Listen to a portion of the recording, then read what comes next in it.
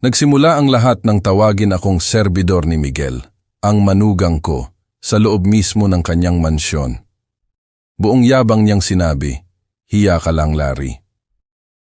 Ang kasal ng sarili kong anak na nagkakahalaga ng P12 milyon, ayaw niya akong nandoon. Ang masaklap, ginugol ko ang buhay ko at higit 10 milyon para lang mapagtapos si Sofia.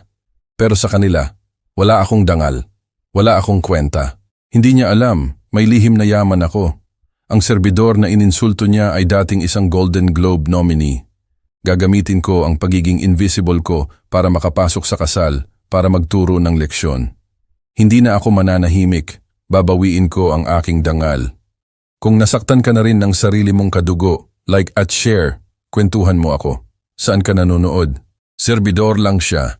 Buong pagmamataas na idineklara ng manugang kong si Miguel sa mga bisita sa kasal, itinuro ako ng may paghamak na para bang isa akong anino na walang halaga sa kanyang elite na mundo. Tumango ang mga bisita at tahimik akong nagpuno ng kani-kanilang baso. Ngunit nang may isa na sumigaw, "Diyos ko, nasa TV siya." Nabitawan ni Miguel ang kanyang champagne glass. Ang sandaling iyon ang nagpabago sa lahat. Bago tayo magpatuloy, pakisubscribe po muna sa channel at sabihin niyo sa comments kung saan kayo nakikinig. Maraming salamat po. Mas mabigat ang gift box sa aking kamay kaysa sa dapat. Ang marmol na foyer ni Miguel sa eksklusibong Ayala Alabang ay nakalatag sa harapan ko na parang isang museum exhibit. Puro matatalim na gilid at malamig na ibabaw. Lumabas si Sofia mula sa kusina. Ang ngiti niya ay maliwanag ngunit may bahid ng pag-aalala. "Dad, nakaabot ka." Hinalikan niya ako sa pisngi, sinulyapan ang wrapped box. "Ano yan?" "Ang relos ng lolo mo," sabi ko. Mas matatag ang boses ko kaysa sa aking nararamdaman. Akala ko baka gusto ni Sofia para sa kasal. Lumabas si Miguel mula sa sala, may hawak na wine glass. Sinisiyasat ako na para bang nagkalat ako ng putik sa kanyang mamahaling Persian rug. Tiningnan niya ang aking pressed khakis at polo shirt, ang pinakamaganda kong damit, ngunit halatang hindi sapat para sa kanyang pamantayan. "Larry," ang kamay niya ay mabilis at mapangalis. "Nagtatrabaho pa rin sa Italian place na yun, sa El Nido," sagot ko ng mahinahon. "Oo, naging mabuti sa akin si Antonio." Lumipat ang atensyon ni Miguel sa regalo. "Ano sa loob ng kahon?" Nagpakita ng kasabikan si Sofia. "Ang relos ni Lolo. Dad, pwede ko bang makita?" Maingat ko itong binuksan, inilabas ang gintong pocket watch na pag-aari ng aking ama. Nanlaki ang mata ni Sofia, ngunit halos hindi ito sinulyapan ni Miguel. "Vintage," aniya ng walang gana. Malamang may halaga sa isang kolektor. Ang pagbaliwala niya ay masakit. Hindi ito tungkol sa pera, ito ay tungkol sa pamilya, sa kasaysayan. Ngunit bago ako makapagpaliwanag, tumawag si Tita Maring mula sa dining room. Handa na ang hapunan. Lumipat kami sa mesa. Isa pang patunay ng yaman ni Miguel. Ang mga basong kristal ay sumasalamin sa ilaw mula sa isang ornate chandelier.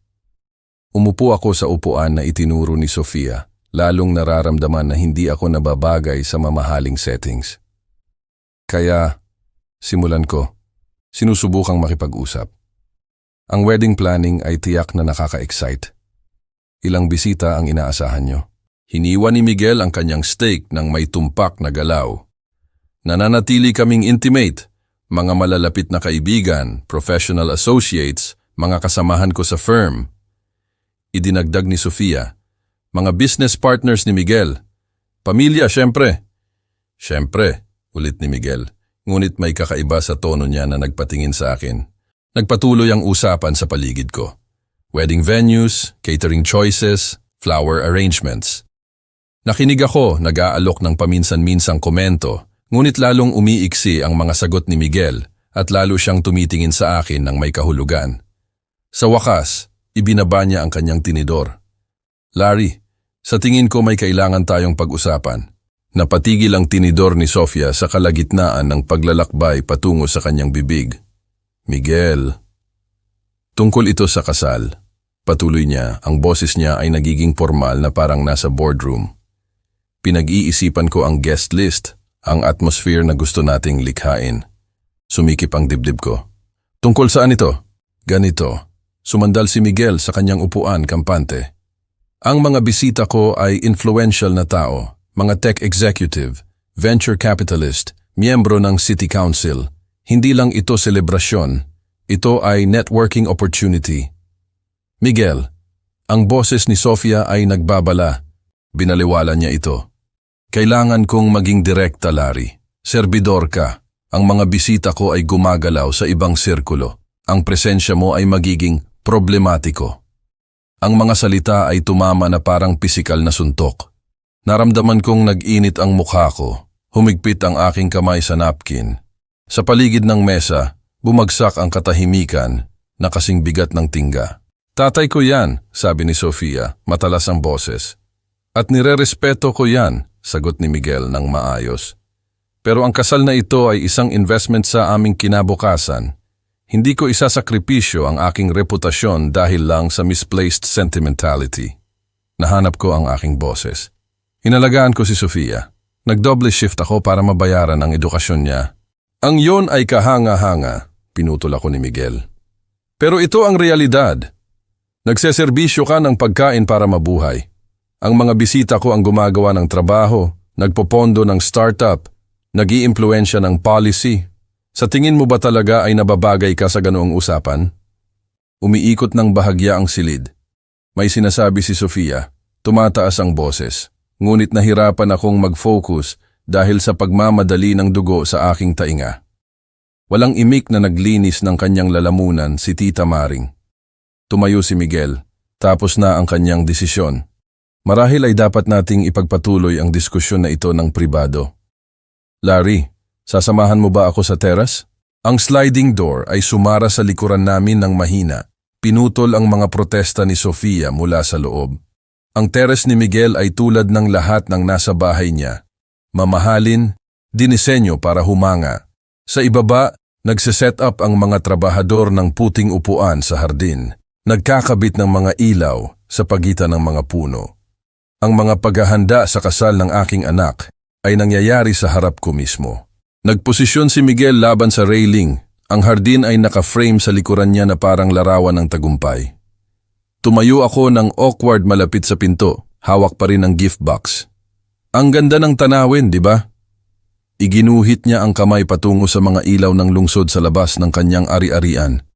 Nagkakahalaga ang bahay na ito ng 130 milyon. Ang kasal lang ay aabot sa 12 milyon. Ang numero ay tumama sa akin na parang sampal. 12 milyon?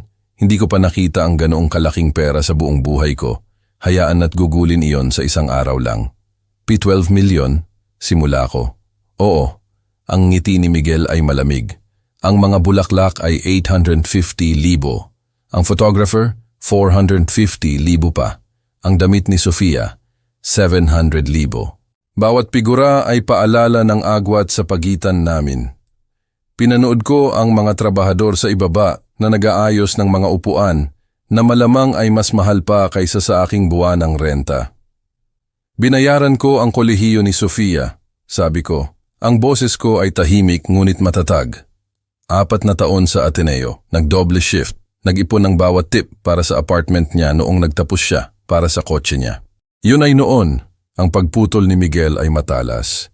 Ito ay ngayon, responsibilidad ko siya at sinasabi ko sa iyo, ang presensya mo sa kasal na ito ay magiging kahihiyan. Napakainit ng mga salita.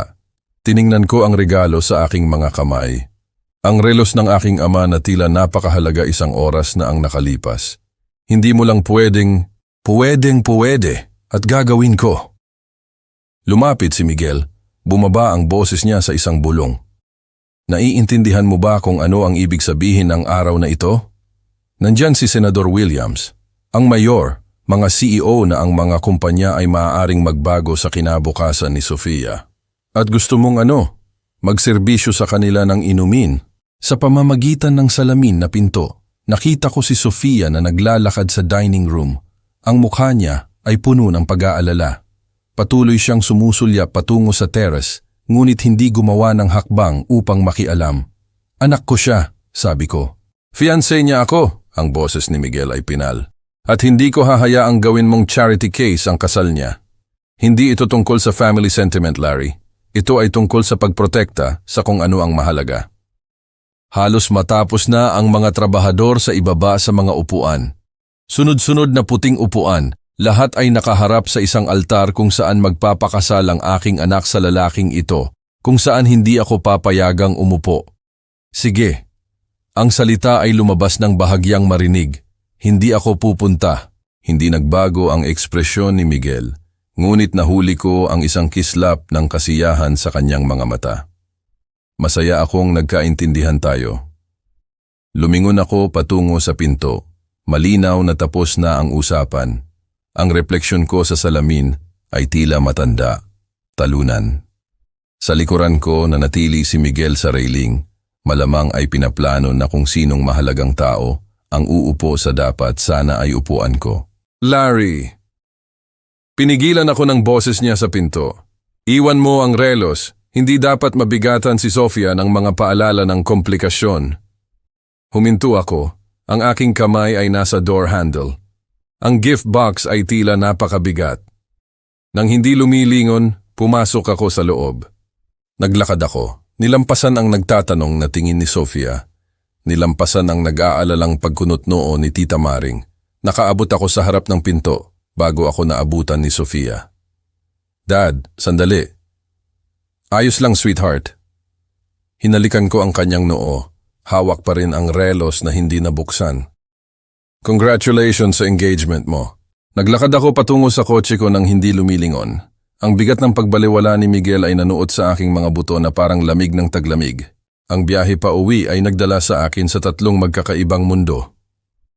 Ang ayala-alabang ni Miguel na may manicured lawns at electronic gates ay nagbigay daan sa mga middle-class suburbs.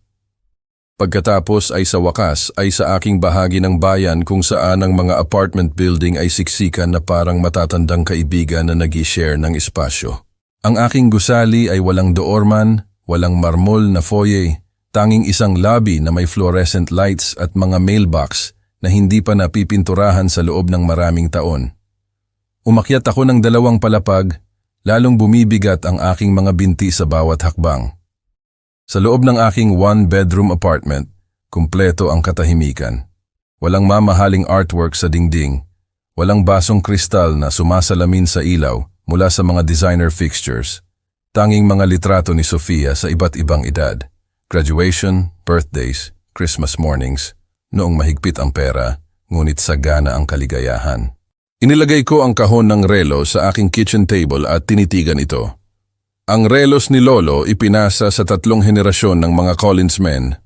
May halaga sa isang kolektor, sabi ni Miguel, na parabang ang tanging halaga nito ay pera. Ang calculator ay nakalagay sa aking desk drawer sa ilalim ng mga lumang bayarin at expired coupons. Kinuha ko ito at sinimula ng pagdagdag. Ang tuition ni Sofia, 85,000 bawat semestre. Room and board, 40,000 buwan-buwan. Ang kotse niya, ang down payment ay 150,000 mula sa aking ipon. Ang security deposit niya noong lumipat siya, 80,000 pa. Naghalo-halo ang mga numero. Mahigit 10 milyon kinita sa bawat mesa, sa bawat tip. 20 taon ng doble shift at masasakit na paa at magalang ng ngiti para sa mga customer na halos hindi ako nakita bilang tao. Nagingay ang telepono ko. Lumabas ang pangalan ni Sofia sa screen. Dad, ang boses niya ay may bahid ng luha. Patawad talaga sa nangyari kagabi. Ayos lang, sweetheart. Hindi ayos. Walang karapatan si Miguel na kausapin ka ng ganoon. Ikaw ang tatay ko. Dapat nandoon ka sa kasal ko. Ipinikit ko ang aking mga mata, nakikinig sa kanyang sakit. Minsan hindi patas ang buhay, Sofia, pero hahanap ako ng paraan para makasama ka. Paano? Seryoso si Miguel sa sinabi niya. Hindi niya babaguhin ang isip niya. Sa pamamagitan ng aking bedroom window, nakita ko ang mga ilaw ng downtown kung saan nakaupo ang El Nido sa gitna ng dose-dose ng iba pang restoran, kung saan ako nagtrabaho sa loob ng 15 taon, hindi nakikita sa aking itim na vest at puting shirt, nagseserbisyo sa mga taong hindi man lang nalaman ang pangalan ko. Huwag kang mag-alala tungkol doon, sabi ko sa kanya. Mag-focus ka lang sa pagiging masaya. Iyon lang ang gusto ko. Matapos kaming maghangap, Umupo ako sa lumalaking dilim, iniisip ang mga salita ni Miguel. Nagseserbisyo ka ng pagkain para mabuhay. Na para bang ginawa ako nitong mas mababa sa isang tao, hindi karapat-dapat na saksihan ang kasal ng sarili kong anak. Naglakad ako patungo sa aking closet at kinuha ang aking work uniform. Itim na pantalon, puting shirt, itim na vest, ang costume ng invisibility na nagbayad sa buhay ni Sofia. Ilang mahahalagang hapunan ang naiserbisyo ko. Ilang mayayamang bisita ang ginawa kong komportable habang nananatiling ganap na nakakalimutan. Iba ang pakiramdam ng uniform sa aking kamay ngayong gabi. Hindi tulad ng simbolo ng pagkaalipin, kundi parang baluti, parang posibilidad. Tama si Miguel sa isang bagay, serbidor lang ako. Ngunit nagkamali siya sa isang mahalagang punto. Nakalimutan niya na ang mga serbidor ay invisible. Gumagalaw kami sa mga mahahalagang kaganapan, nagseserbisyo sa mga makapangyarihan, naririnig ang kanilang mga usapan, nasasaksihan ang kanilang pribadong sandali, bahagi kami ng scenery, mahalaga ngunit hindi napapansin. Hinawakan ko ang itim na vest, pinag-aaralan ang simpleng linya nito. Bukas, tatawagan ko si Antonio at hihingi ako ng pabor, hindi bilang Lauro Reyes, ama ng ikakasal, kundi bilang Lauro Reyes, experienced waiter, na alam kung paano mawala sa anumang karamihan. Gusto ni Miguel na protektahan ang kanyang mahalagang networking event mula sa kahihiyan ng aking presensya. Hindi niya kailanman pagdududahan na ang lalaking nagre-refill ng wine glasses ng kanyang bisita ay maaaring ang parehong tao na hinamak niya sa kanyang teres. Ang kahon ng relos ay nasasalamin sa ilaw mula sa aking desk lamp. Ang gintong ibabaw nito ay kumikinang sa pangako. Ang timepiece ni Lolo nagmamarka ng mga sandali na mahalaga. Sa lalong madaling panahon, mamarkahan nito ang sandali kung kailan kukunin ng isang ama ang kanyang lugar sa kasal ng kanyang anak. Ngumiti ako sa unang pagkakataon sa buong gabi. Malapit nang matutunan ni Miguel Villanueva na ang ilang labanan ay hindi maaaring manalo sa pera lamang. Dumating ang Sabado ng umaga ng masyadong maaga. Imposible ang pagtulog. Ang isip ko ay umiikot sa mga salita ni Miguel, ang luha ni Sofia, ang bigat ng pinaplano ko. Pagsapit ng 8:30, bihis na ako at nagmamaneho patungo sa El Nido. Ang pamilyar na ruta ay walang iniaalok na kaginhawaan ngayon. Iba ang itsura ng restaurant sa umaga. Ang mga walang laman na dining room ay palaging tila mas malaki, mas tapat sa ilang paraan. Walang bisita na kailangang i-perform-an, walang maskara na kailangang isuot, tanging mga mesa, upuan, at ang tahimik na paghahanda. Ang SUV ni Antonio ay nasa staff parking lot. Maganda. Kailangan kong mangyari ang usapang ito bago ang lunch rush, bago dumating ang ibang mga serbidor sa kanilang weekend energy at chismis. Sa loob, nagtitimpla na ang coffee machine. Nakatayo si Antonio sa prep station, naghihiwa ng sibuyas ng may mechanical precision. Ang kanyang magaspang na kamay ay gumagalaw sa nakasanayang ritmo. 20 taon ng pagkakaibigan ang nagturo sa akin na basahin ang kanyang moods. Ngayon ay tila nababagabag siya. Ang aga mo, sabi niya nang hindi tumitingin, hindi magsisimula ang Saturday shifts hanggang 10 gear. Hindi makatulog? Nagbuhos ako ng kape sa 2 mug, nagdagdag ng asukal sa kanya tulad ng gusto niya. Ang ritual ay tila mahalaga, grounding. Antonio, kailangan kong humingi ng isang bagay. Tinanggap niya ang kape, sa wakas ay sinalubong ang aking mga mata. Ang mga linya sa paligid nila ay nagpapahiwatig ng mahabang gabi at mahihirap na desisyon. Ang bigat ng pagpapanatili ng isang negosyo ng pamilya na buhay sa isang mamahaling lungsod. Ano ang bumabagabag sa iyo, kaibigan ko? Mas mahirap lumabas ang mga salita kaysa sa inaasahan ko. Bukas ang kasal ni Sofia. Oo, sa malaking bahay sa Forbes Park. Napaka-fancy. Sumipsip siya ng kape. Dapat ay ipinagmamalaki mo. Oo, pero may problema. Sumandal ako sa counter, maingat na pumili ng mga salita. Ayaw akong nandoon ng fiancé niya. Tumigil ang kutsilyo ni Antonio sa paggalaw. Ano ang ibig mong sabihin? Sa tingin niya ay hindi ako sapat para sa kanyang mga bisita. Masyadong embarrassing. Serbidor lang, sabi niya. Lumawak ang katahimikan sa pagitan namin. Ibinaba ni Antonio ang kanyang kutsilyo. Ang ekspresyon niya ay nagbago mula sa pagkalito patungo sa isang bagay na mas matindi. Ang lalaking ito, sinabi niya ito sa iyo kagabi? Sinabi niya sa akin na huwag akong pumunta sa kasal ng sarili kong anak. Kumuyom ang mga kamay ni Antonio. Sa boses niya, narinig ko ang echo ng bawat pagbaliwala na tiniis niya bilang isang immigrant o bilang isang ordinaryong tao sa bawat pagkakataon na may tumingin sa kanya na para bang wala siyang halaga. Anong klasing lalaki ang nagtataboy ng isang ama mula sa kasal ng kanyang anak? Ang uri na mas nagmamalasakit sa appearances kaysa sa pamilya. Huminga ako ng malalim. Kaya kailangan ko ang tulong mo. Tumaas ang kanyang kilay. Ano ang magagawa ko? I-hire mo ako na magtrabaho sa kasal para bukas lang, isang araw. Tinitigan ako ni Antonio na para bang nagmungkahi ako ng pagnanakaw sa bangko.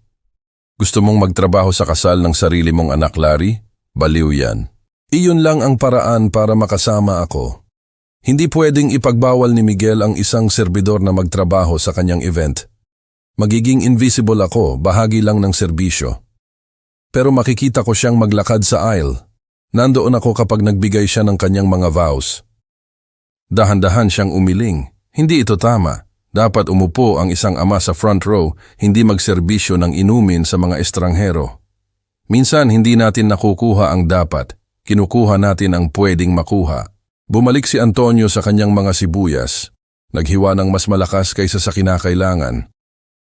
Ang talim ng kutsilyo ay nasasalamin sa ilaw ng umaga, kumikinang na parang kanyang nagbabagong ekspresyon. Talagang gusto mo bang gawin itong bagay na ito? Wala na akong mas gugustuhin pa. Isa pang mahabang katahimikan. Sa labas umuungol ang mga delivery truck, sinisimulan ang kanilang pang-araw-araw na ruta. Normal na tunog ng Sabado ng umaga para sa lahat maliban sa akin. Ang catering company, sabi ni Antonio sa wakas, sila ang humahawak sa serbisyo. Pero kilala ko ang manager, si Jose Rizal Torino. Nagtrabaho kami ng magkasama ilang taon na ang nakalipas. Sumikip ang dibdib ko sa pag-asa. Idadagdag niya ako sa crew? Para sa iyo? Oo. May utang na loob sa akin si Jose. Pinunasan ni Antonio ang kanyang mga kamay sa kanyang apron. Sigurado ka ba tungkol dito, Larry? Kapag nagsimula ka ng magserbisyo sa bisita ng lalaking yan, wala nang balikan. Walang dignidad sa pag-atras. Hindi ang dignidad ko ang pinag-uusapan dito, kanya ang. Tiningnan ni Antonio ang mukha ko. Naghahanap ng pagdududa na hindi niya makikita. Pagkatapos ng 20 taon, alam niya ang aking katigasan ng ulo tulad ng sinuman. Sige, tatawagan ko si Jose ngayong umaga. Magtatrabaho ka sa kasal bukas. Ang ginhawa ay bumaha sa akin na parang mainit na kape sa malamig na umaga. Salamat, Antonio. Hindi ko ito malilimutan. Mabuting tao ka, Lauro Reyes. Kung hindi niya nakikita iyon ng fancy mong manugang, iyon ang kanyang pagkabulag, hindi mo kasalanan. Tinapos ko ang aking kape, mental na naghahanda na para bukas. Itim na pantalon, puting shirt, bow tie, kung kinakailangan, ang uniform ng invisibility na hahayaan akong saksihan ang pinakamahalagang araw ng buhay ng aking anak. Anong oras ako dapat nandoon? Setup ay magsisimula ng 11. Hihintayin ka ni Jose. Binalikan ni Antonio ang kanyang prep work. At Larry, huwag mong hayaang maliitin ka ng lalaking yan. Kinita mo ang lugar mo sa mundong ito. Naglalakad pabalik sa kotse ko. Naramdaman kong mas magaan ako kaysa sa nararamdaman ko sa loob ng maraming oras. Bukas, matututunan ni Miguel Villanueva na ang ilang labanan ay hindi maaaring manalo sa pera at mga banta. Ang sikat ng umaga ay naramdaman kong mas mainit sa aking mukha. Isang araw pa ang hihintayin. Fast forward to the wedding day. 22 oras ng paghihintay ang nagdala sa akin sa sandaling ito.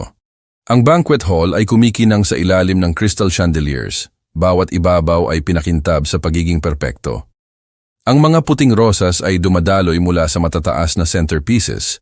Ang kanilang mga talulot ay nasasalamin sa ilaw ng gabi, na parang nagkalat na mga diamante. Gumagalaw ako sa karangyaan na ito. May dalang silver tray ng champagne flutes. Invisible sa aking itim na vest at bow tie.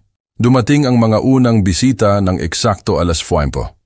Mga tech executive na nakasuot ng mga suit na nagkakahalaga ng daang libo. Mga venture capitalist na ang kaswal na usapan ay kinasasangkutan ng milyon-milyon. Mga opisyal ng lungsod na ang mga pakikipagkamay ay maaaring magbago ng mga policy. Ang mga tao ni Miguel, ang mga mahalaga sa kanyang maingat na itinayong mundo. Champagne. Inialok ko ang tray sa isang kagalang-galang na babae na nakasuot ng perlas. Ang kanyang evening gown ay malamang na nagkakahalaga ng mas mataas kaysa sa kinita ko sa 6 na buwan. Ang ganda, ngumiti siya, tinanggap ang isang baso. Ang eleganteng affair. Alam talaga ni Miguel kung paano mag-host. Sa pamamagitan ng karamihan, nasulyapan ko ang head table kung saan si Sofia ay kumikinang sa kanyang wedding dress. Napakaliwanag sa kabila ng mga undercurrent na umiikot sa kanyang espesyal na araw. Nakatayo si Miguel sa tabi niya, bumabati sa mga bisita ng may nakasanayang charm. Bagaman ang kanyang mga mata ay patuloy na naghahanap sa akin sa buong silid. Isang matandang Ginoo na nakasuot ng perpektong tailored tuxedo ang lumapit sa aking station.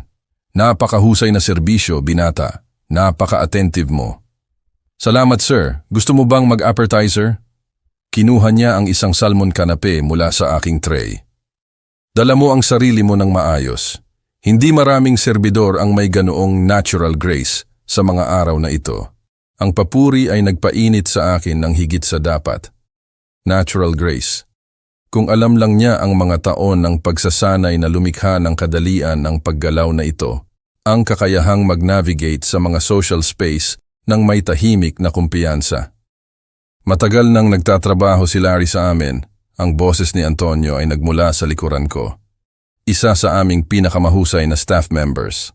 Tumango ang Ginoo ng may pag-apruba. Nagpapakita iyon. Ang wastong serbisyo ay nagiging isang nawawalang sining. Ang boses ni Miguel ay umabot sa buong silid habang tumatawa siya sa biro ng isang tao. Ngunit ang kanyang tawa ay tila pilit. Ang kanyang mga sulyap sa aking direksyon ay lalong nagiging madalas. Sa tuwing nagtatagpo ang aming mga mata, nakita ko ang parehong kalkulasyon. Nag-iisip kung kailan ako mag-crack-crack, kung kailan magiging masyadong malaki ang kahihiyan. Isang babae na nakasuot ng isang nakamamanghang asul na damit ang lumapit. Patawad, pwede mo bang tulungan ang lola ko sa kanyang upuan? Nahihirapan siya sa kanyang walker. Siyempre. Ibinaba ko ang aking tray at inialok ang aking braso sa matandang babae. Ginagabayan siya ng maingat sa pagitan ng mga mesa. Ang kanyang nagpapasalamat ng ngiti ay nagpaalala sa akin ng mga katulad na sandali mula sa matagal na ang nakalipas. Noong ang kagandahang asal ay hindi lamang professional training kundi natural instinct. Napaka-gentleman, bulong niya. Mahusay kang pinalaki ng iyong mga magulang. Kung alam lang niya na matagal nang wala ang aking mga magulang, na ang lahat ng natutunan ko tungkol sa grace under pressure ay nagmula sa mga taon ng pagganap para sa mga audience na mas malaki kaysa sa isang ito.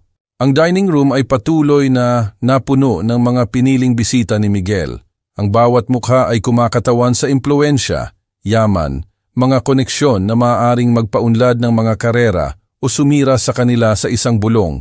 Nagsasalita sila sa kaswal na tono ng mga nakasanayan sa kapangyarihan, tinatalakay ang mga stock option at political appointments tulad ng pag-uusap ng iba tungkol sa panahon. Nahuli ni Sofia ang aking mata mula sa buong silid at nag-alok ng isang banayad ng ngiti, nagpapasalamat, humihingi ng tawad, mapagmataas. Sa sandaling iyon, mukha siyang eksaktong tulad noong siya ay 5 taong gulang. Nang igiit niya na magsuot ako ng korona sa kanyang mga imaginary tea party, dahil ang mga ama ay dapat tila mahalaga din. Lumapit si Miguel sa head table, naghahanda para sa tradisyonal na toasts. Ang kanyang kumpiyansa ay tila na ibalik na ngayon, napapalibutan ng kanyang mga kasamahan, ligtas sa kanyang teritoryo. Ang kaba mula kahapon ay nagbago sa isang bagay na mas mapanganib. Ang katiyakan ng isang tao na naniniwala na kontrolado niya ang bawat variable. Nag-refill ako ng mga baso ng champagne sa buong silid. Tinitiyak na ang lahat ay handa para sa formal na seremonya ng gabi. Ang kristal ay kumanta ng mahina habang nagtatama ang mga baso. Isang pinong musika na nagpapahiwatig ng selebrasyon at kagalakan. Sa head table, tumayo si Miguel at tinapik ang kanyang baso gamit ang isang kutsarang pilak. Ang usapan sa silid ay unti-unting tumahimik. Lahat ng atensyon ay lumipat patungo sa groom na naguutos ng kanilang paggalang sa pamamagitan ng yaman at impluensya.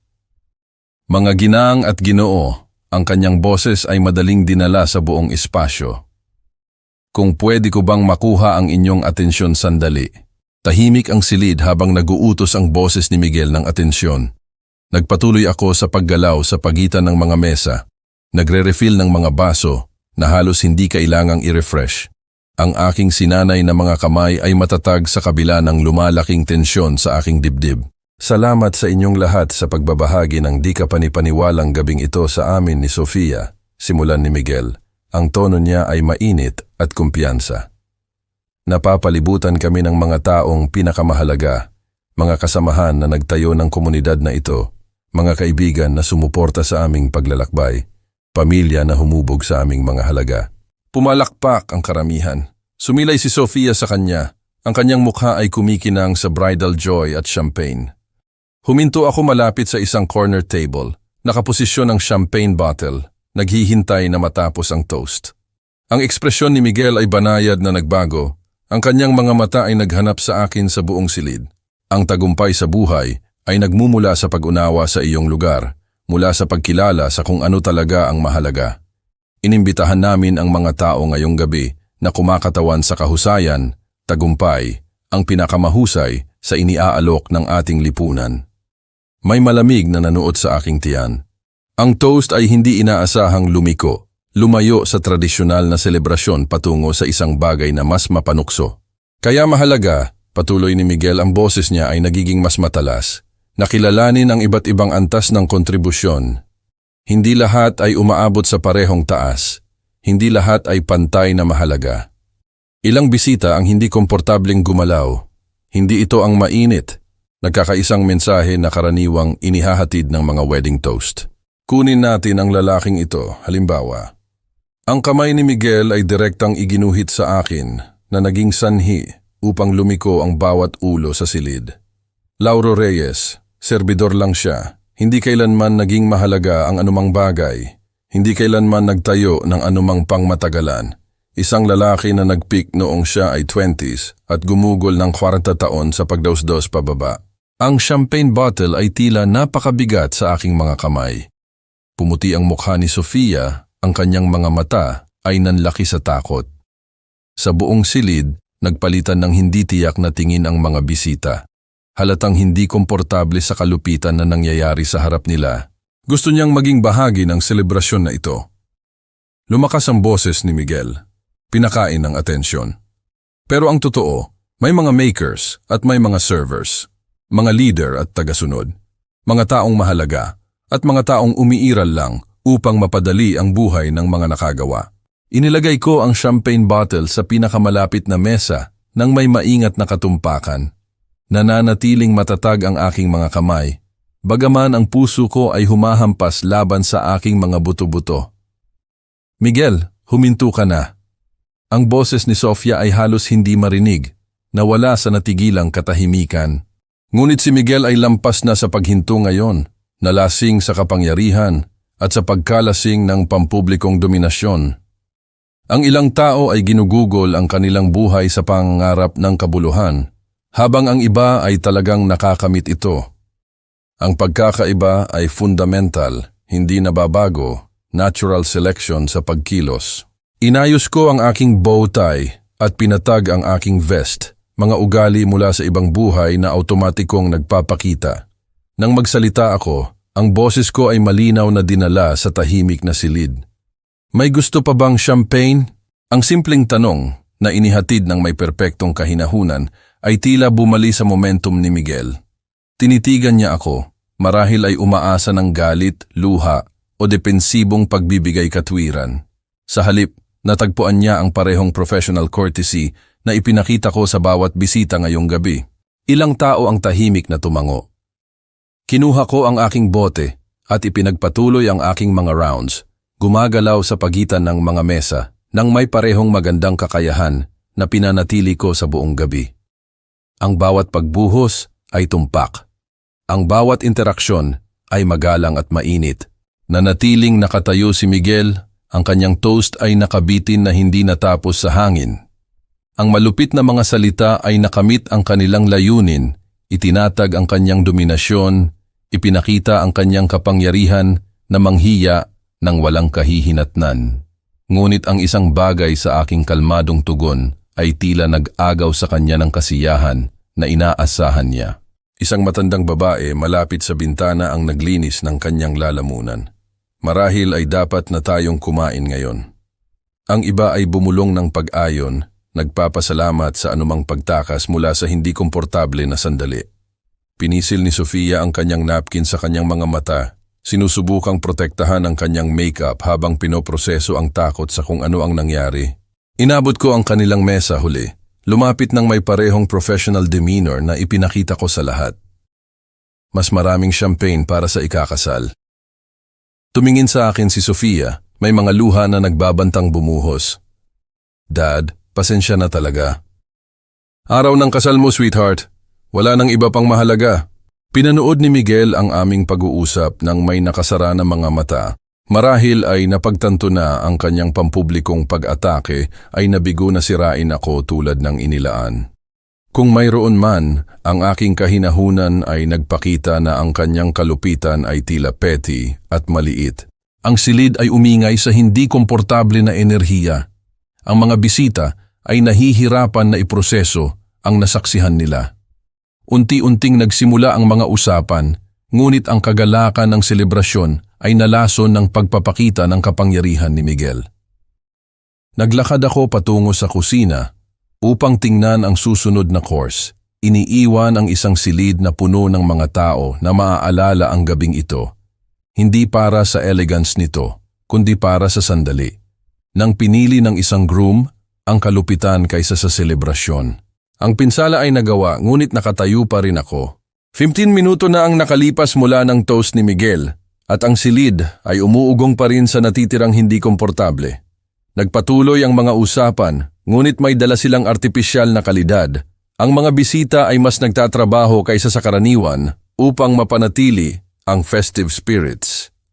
Nagpatuloy ako sa aking mga service rounds, nag-aalok ng pangalawang paghahatid at naglilinis ng mga plato ng may parehong tahimik na kahusayan. Malapit sa malayong pader, isang binata na nasa 20s ang nakaupo na nag-i-scroll sa kanyang telepono. Paminsan-minsang sumusulyap sa telebisyon na nakamount sa itaas ng bar. Nagpapanatili ang El Nido ng mga klasikong pelikula habang may mga event, ang touch ni Antonio ng old Hollywood glamour na nagpapakilala sa kanyang venue mula sa mga sterile hotel ballroom. Ang atensyon ng binata ay gumagalaw sa pagitan ng kanyang device at ng screen, kung saan ang itim at puting mga imahe ay kumikislap sa likuran ng tsismis ng kasal. May isang bagay ang nakakuha ng kanyang focus na naging sanhi upang sumandal siya at pag-aralan ang telebisyon ng mas matindi. Naglilinis ako ng mga baso mula sa isang kalapit na mesa nang marinig ko ang kanyang matalim na paghinga. Ay Diyos ko, sabi niya nang malakas na sapat upang makuha ang atensyon ng kanyang mga kasamahan. Nasa telebisyon siya! Ilang bisita ang tumingin mula sa kanilang mga usapan, sumusunod sa kanyang tingin sa screen sa itaas ng bar. Ang pagkasabik ng binata ay infectious, humihila ng mas maraming mata patungo sa anumang nakakuha ng kanyang interes. Siya yan, kinumpirma ng kanyang boses sa buong dining room. Ang serbidor! Ang salita ay kumalat sa kalapit na mga mesa na parang isang bato na nahulog sa tubig. Lumiko ang mga ulo sa pagitan ng screen ng telebisyon at ng aking posisyon malapit sa dessert station, sinusubukang maunawaan ang koneksyon na ginagawa. Isang matandang babae na nakasuot ng emerald dress ang sumilip sa kanyang salamin sa screen. Pagkatapos ay sa akin, pagkatapos ay bumalik muli. Ang kanyang mukha ay nagbago sa pagkilala at pagtataka.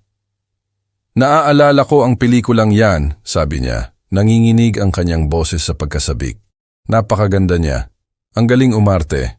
Mas maraming bisita ang lumiliko ngayon, hinila ng lumalaking gulo.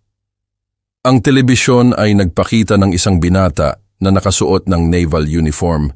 Ang kanyang mukha ay seryoso at puno ng pag-asa habang nakikipag-usap siya sa isang tao sa labas ng kamera. Ang imahe ay malinaw sa kabila ng edad nito. Ang bawat detalye ay malinaw sa ilalim ng maingat na pag-iilaw ng restaurant.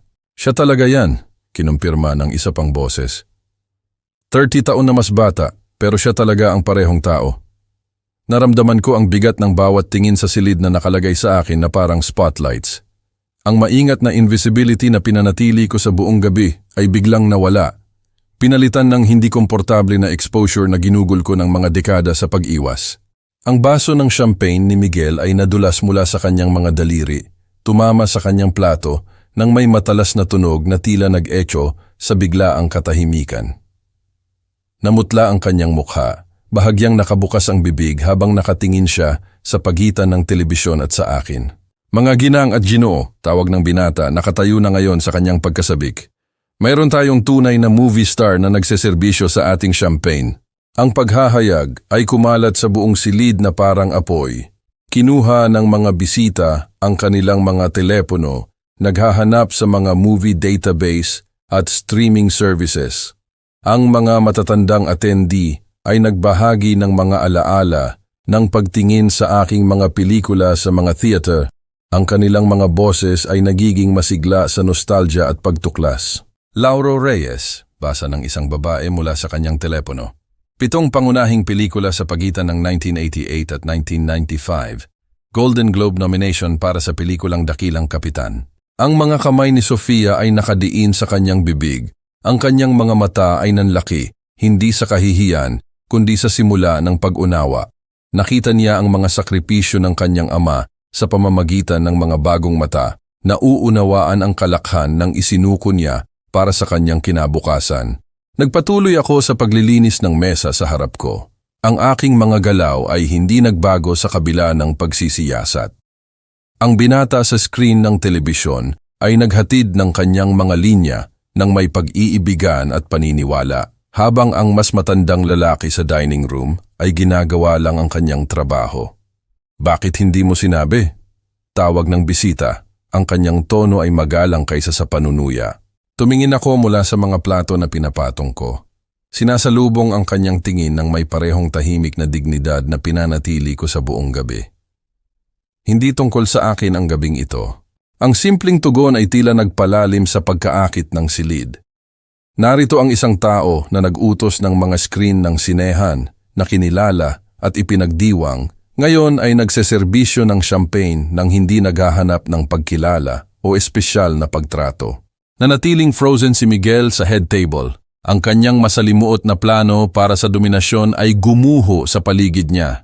Ang lalaking publiko niyang binaliwala bilang walang halaga ay inihayag lang bilang isang tao na nakamit ang eksaktong uri ng pagkilala na desperadong hinahangad ni Miguel. Sa buong silid, lumabas ang mga telepono habang naghahanap ang mga bisita ng mga klip at litrato. Sabik na ikonekta ang kanilang kaakit-akit na pagtuklas sa magalang na serbidor na humanga sa kanila sa buong gabi. Ang telebisyon ay nagpatuloy sa paglalaro, walang pakialam sa drama na nangyayari sa ningning nito. Ang silid ay umugong sa mga bulong at pagtuturo ng daliri. Ang mga bisita ay nagsisiksikan sa paligid ng mga telepono, naghahanap ng mga klip at litrato, ang kanilang mga mukha ay maliwanag sa kilig ng pagtuklas. Inilagay ko ang aking walang laman na serving tray sa pinakamalapit na mesa at dahan-dahang tinanggal ang aking apron. Ang simpleng galaw ay tila napakalaki, na parang tinatanggal ang isang costume na isinuot ko ng masyadong matagal. Sa ilalim nito, nanatili ang aking puting shirt at itim na vest, ngunit may isang bagay na fundamental ang nagbago. Oo, sabi ko. Ang boses ko ay madaling dinala sa biglaang tahimik na silid. Ako yan sa pelikula. Minsan akong naging aktor. Ang pag-amin ay tila naglabas ng isang bagay sa hangin. Sumandal ang mga bisita, hinila ng tahimik na kumpiyansa sa aking tono. Ngunit nang ipanganak si Sofia, patuloy ko sumusulyap patungo sa mukha ng aking anak na may luha. Pinili ko ang pamilya. Pinili ko ang pag-ibig kaysa sa spotlights. matatag na trabaho kaysa sa hindi tiyak na kasikatan. At hindi ko kailanman ikinahiya ang pagserbisyo sa iba ng tapat na trabaho na nagbayad para sa edukasyon at kinabukasan ng aking anak. Itinulak ni Sofia ang kanyang upuan at lumapit sa akin. Ang kanyang wedding dress ay kumikislap laban sa mga mesa habang nagnanavigate siya sa karamihan. Ang ibang mga bisita ay tumabi, lumilikha ng isang landas sa pagitan namin. Dad, ang boses niya ay nabasag sa salita. Bakit hindi mo sinabi sa akin? Iniabot ko at hinawakan ang kanyang mga kamay, nararamdaman ang panginginig nila sa pamamagitan ng kanyang puting guwantes. Hindi tayo tinutukoy ng nakaraan, sweetheart. Ang mahalaga ay nandito ako sa iyo sa pinakamahalagang araw ng buhay mo. Bumuhos ang mga luha sa kanyang pisngi, nagdadala ng maskara at madilim na mga trail.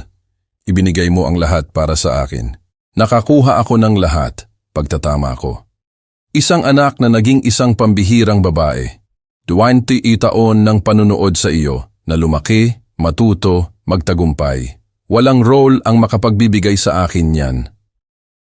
Sa paligid namin, ang silid ay naging ganap na tahimik.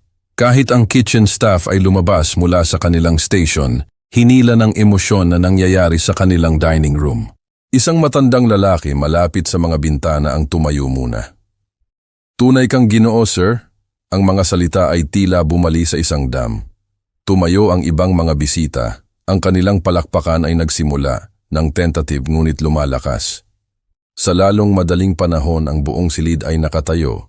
Ipinagdiriwang hindi ang paghahayag ng isang dating sikat, kundi ang pagkilala sa tunay na karakter. Para kay Larry, tawag ng isang tao.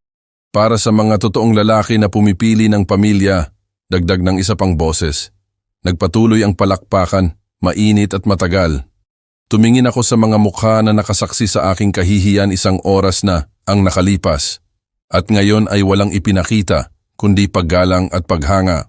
Niyakap ako ni Sofia, ang kanyang wedding veil ay dumadaloy sa pareho naming balikat. Napakalaking karangalan na maging anak mo. Sa head table, nanatiling nakaupo si Miguel. Ang kanyang mukha ay maputla at ang kanyang champagne glass ay nakalimutan sa kanyang kamay. Ang lalaking publiko akong binaliwala bilang walang halaga ay nahaharap na ngayon sa realidad ng kanyang ginawa. Hinamak ang isang iginagalang na aktor sa harap ng mga tao na maaalala ang sandaling ito sa loob ng maraming taon. The climax and resolution. Hindi nagtagal, lumakad si Miguel patungo sa mikropono. Ang kanyang diskarte ay pumukaw sa bawat mata sa silid. Ang kanyang naunang kumpiyansa ay nawala. Pinalitan ng maingat na paggalaw ng isang tao na nagnanavigate sa hindi pamilyar na emosyonal na teritoryo. Mga ginang at Ginoo, simulan ni Miguel. Ang kanyang boses ay walang dating autoridad. Mas maaga ngayong gabi, sinabi ko ang mga bagay na hindi mapapatawad. Gusto kong humingi ng tawad, lalo na kay Larry. Ang katahimikan ay ganap, kahit ang kitchen staff ay huminto sa kanilang paglilinis upang makinig. Nagkamali ako, ganap na nagkamali. Ang mga mata ni Miguel ay naghanap sa akin sa buong silid. Hindi lang siya isang serbidor, siya ay isang kahanga-hangang ama, isang tao ng tunay na karakter, at isang taong sumuko sa kasikatan upang palakihin ang kanyang anak ng may pag-ibig at dedikasyon. Ang kanyang boses ay bahagyang kumapit sa mga salita. Ang sinanay na businessman ay nakikipaglaban sa pampublikong kahinaan. Hinukay ko siya sa pamamagitan ng mababaw na pamantayan, sa pamamagitan ng kita at posisyon sa lipunan, kung kailan dapat ay kinilala ko ang lalim ng kanyang karakter. Mas lalaki si Lauro Reyes kaysa sa naisip ko, at humihingi ako ng tawad na kinailangan pa ng gabing ito para makita ko ito. Huminto si Miguel, nagtitipon ng lakas para sa susunod.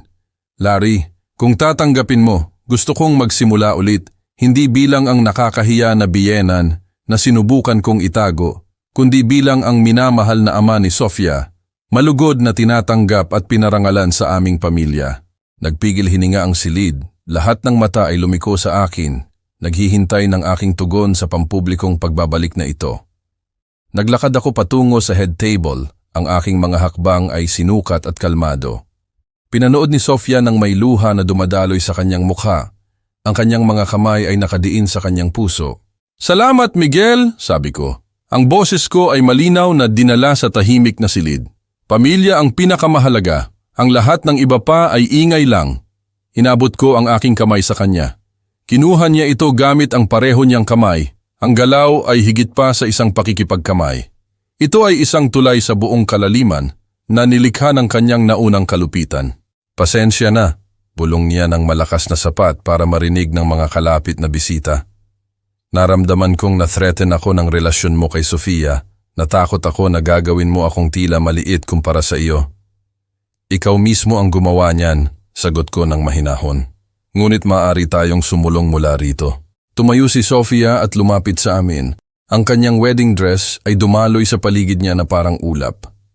Niyakap niya kaming dalawa, lumilikha ng isang bilog ng pagkakasundo na tila imposible isang oras na ang nakalipas. "Mahal ko kayong dalawa," sabi niya sa pamamagitan ng luha ng kagalakan kaysa sa sakit. Ang silid ay sumabog sa palakpakan, ngunit sa pagkakataong ito ay tila iba. Hindi ang magalang na pagkilala ng social obligation, kundi tunay na selebrasyon ng authentic resolution. Lumabas si Antonio mula sa kusina. Ang kanyang magaspang na mukha ay maliwanag sa kasiyahan. 20 taon ng pagkakaibigan ang nagdala sa sandaling ito ng pagpapatunay, at ang kanyang ngiti ay nagsabi ng lahat ng hindi maipahayag ng mga salita. Habang nagpapatuloy ang palakpakan, lumingon si Miguel upang harapin ang silid sa huling pagkakataon. Ang gabing ito ay dapat na tungkol sa pagdiriwang ng pag-ibig at mga bagong simula. Inabot ako ng masyadong matagal upang mapagtanto na ang pag-ibig ay kasama ang pagpaparangal sa mga taong humubog sa babae na napakaswerte kong mapakasalan. Itinaas niya ang kanyang champagne glass. "Para kay Lauro Reyes, aktor, ama, at ang lalaking nagturo sa aking asawa na ang tunay na tagumpay ay nangangahulugang inuuna ang pamilya." Ang toast ay umalingaw-ngaw sa buong silid. Ang mga baso ay nagtatama sa pagkakatugma kaysa sa obligasyon. Ang selebrasyon na nagsimula bilang isang pagpapakita ng yaman at status ay nagbago sa isang bagay na mas malalim, isang pagkilala sa authentic values at tunay na karakter. Kinuha ni Sofia ang aking braso habang natapos ang formal na hapunan at nagsimula ang sayawan. "Igagawad mo ba sa akin ang palagi?" sagot ko. Habang gumagalaw kami sa dance floor, nasulyapan ko ang aking refleksyon sa mga salamin sa dingding. Nakasuot pa rin ang aking waiter's vest at bow tie, ngunit sa ilang paraan ay tila iba. Hindi tulad ng hired help, kundi tulad ng eksakto kung sino ako, isang ama na ipinagdiriwang ang kaligayahan ng kanyang anak. Nagsimula ang musika at kami ni Sofia ay sumayaw habang ang mga bisita sa kasal ay bumubuo ng isang bilog sa paligid namin. Pinanood ni Miguel ng may tunay na ngiti. Ang kanyang naunang kayabangan ay pinalitan ng kung ano ang tila pasasalamat. Si Isko Mercado, Frank sa orihinal, ay lumitaw sa gilid ng karamihan. Itinaas ang kanyang baso sa isang banayad na saludo sa lalaking pumili ng pag-ibig kaysa sa kasikatan at natagpuan ang pareho sa huli. Kung nagustuhan niyo po ang kwentong ito, pakilike po ang video na ito, mag-subscribe sa channel, at ibahagi ang inyong mga impresyon sa kwentong ito sa mga comments. Para makinig sa susunod na kwento, i-click ang box sa kaliwa. Nagyakap kaming tatlo ni Sofia at Miguel sa gitna ng dance floor. Napuno ng tunay na pagmamahal ang buong venue. Nakangiti si Miguel. Wala na ang dating kayabangan. Sa wakas, nakita niya ang halaga ko. "Para kay Lauro Reyes," sabi niya, "ang ama na nagturo sa akin na ang tunay na tagumpay ay ang pamilya." Sumasayaw kami ni Sofia. Ako na nakasuot ng waiter's vest pero punong-puno ng dangal. Si Isko, ang kaibigan kong aktor, nagtaas ng baso. Alam niyang tama ang pinili ko. Kung nagustuhan niyo ang kwentong ito, paki-like at subscribe po. At kwentuhan mo ako. Ano ang pinili mong sacrifice para sa pamilya mo?